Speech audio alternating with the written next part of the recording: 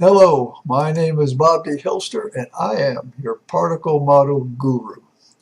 Today we're going to talk about the Earth's magnetic field and the direction of the G1 particle, that is to say, the same as the direction of the electron through the Earth and around the magnetic field. You can go on the internet and capture and look at many different pictures, images of the Earth, the magnetic field around it, and most of them place a magnet inside the Earth. I picked these two because they're different. The one on the left, the south end of the magnet, is at the physical North Pole. South end of the magnet, North Pole of the Earth. Whereas you look at the right, although you can't see the letters, you can see the color where the red, which is normally the north end of the magnet, is at the north end is at the North Pole. And further, although it's maybe not so clear, if you look close, and I don't blame you for not, it looks like it's going in here and it's coming out there, and so the question might be, is this all about current flow or electron flow, or is this, which way is the magnet, if there is even a magnet? So one of the ways to kind of convince myself and convince you of which way things might be, I found this one. And it's more interesting because it has the magnetic needle of a compass shown here and right here on the surface of the Earth. And as you know, when you use a compass, the red end of the compass points to the North Pole. I'm sitting here on the Earth, the red end of the compass points to the North Pole. The white end of the compass points to the South Pole of the Earth. That makes sense. Now, the question is the direction, is this electron flow or is this current flow? And we'll try to answer that question.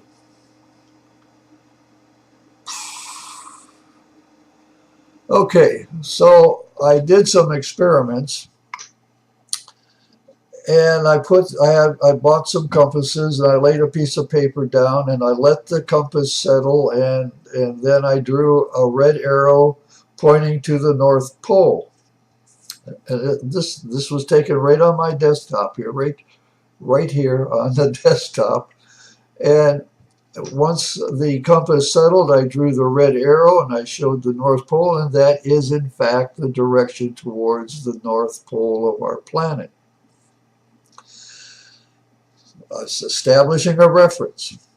Then I put a battery on it at that position. I could have put it at other positions, but I put it at that position. And and you can see now that the compass is now actually fighting between the magnetic field of the Earth, and yes, the magnetic field of the battery. Well, of course, mainstream would say, no, that's not what you have here. What you have is a negative charge here and a positive charge here, and they attract each other. That's why it is. Particle model says, no, there is no charge. So if there is no charge, what do we have? We have G1, we know, I'm using this as a reference, making this assumption that this is true, that the electron flows from the positive edge to the negative, not positive end to the negative end of the battery. That's in the particle model, that's the G1 flowing this way. Therefore, the G1 is flowing through the compass needle, through the battery in that direction. That's my assumed direction. And so what it says is that the G1 particle inside the compass needle flows from the red to the white. Inside the battery, it flows from the positive to the negative.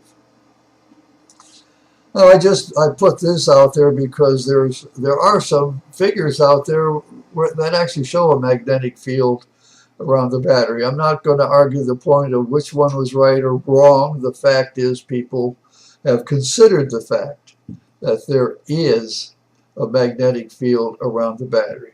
In fact, your wireless battery charger for your iPhone works on the basis that it shoves an excess amount of G1 particles into the positive end of the battery, causing the chemical reaction to trap more G1 particles, and in a sense, we build up more G1 particles as orbitals inside the battery. That's why wireless charging works, because there is a magnetic field there. Just a point. Okay, inside the battery, I already stated this, but the inside the battery, the G1 flow is positive, plus to minus. Inside the compass needle, it's red to white. That's a convention that the particle model assumes. Since it's a particle model, much like an electron model, we use that convention. We don't use current flow. We'll reference it once in a while, but we're using G1 particle flow. Okay, so here's a drawing, my drawing of how the Earth, the thing would look. So you have inside the Earth, if there were a magnet there, the flow of G1s from the north end to the south end, out and around and down and back. That's the magnetic field, three-dimensionally around the Earth. And you could take one that goes out further and it goes through the compass needle around and back. In both cases, the flow inside from the north to the south and from the north end to the south end and around. But the drawing is still wrong. This is correct, because in my mind, there is no magnet inside the Earth. This is the same drawing, I just got rid of the magnet, because it's not there. Somehow, and I don't have the answer, the flow of G1s goes through and around. And of course, we all know it's off by 11 degrees from the spinning axis. The magnetic axis is 11 degrees offset from the spinning axis. Nonetheless, it's still going around and it flows. G1 particles flow in that direction. This, in my mind, is a correct picture. The thing that causes this to work is the G2 particle. Now I'm introducing a new nomenclature here, F2. F2 is the net force at this point on the surface of the Earth, pushing down on the G1 particle as it orbits. This is the force that keeps the particle moving around and through, and in this case around and through over here. Now the F2, if I label this G2, I'm going to be talking about particles moving this way and particles moving this way. They pass through and interact. These pass through and interact.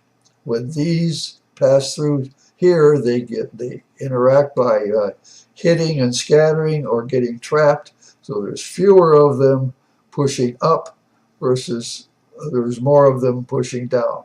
The particles are still there. But this represents the net force pushing on the G1 particle, causing it to bend, change direction, and change speed as it goes around. So it's controlled by the G2 force field, which I now label as F2. Conclusion about the Earth. The flow of G1s through the Earth is from the physical South Pole to the physical North Pole, and there is no magnet inside the Earth. Conclusions about the magnet and the battery.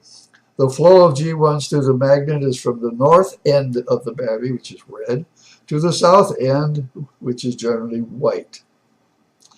the flow of G1s through the battery is from plus to minus. I will continue to use north, south, and plus minus. The use of these will be only to help define the flow of the G1 particle inside the object.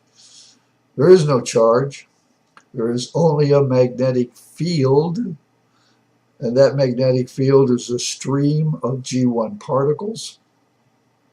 By the way, it's a high-intensity stream of G1 particles controlled by the F2 force field, whereas the gravitational force field, which I would call F1, is a low-intensity stream of G1 particles. If you caught the meaning, caught the implication there, I'm really saying that the magnetic field is nothing more than a very strong Newtonian gravitational field, and it's strong because of the F2 force field.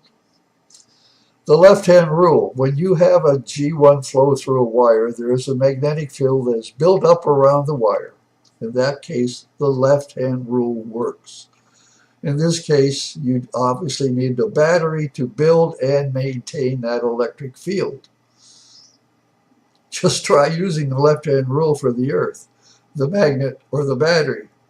It doesn't work because there's no external source like a battery needing to build and maintain that. It is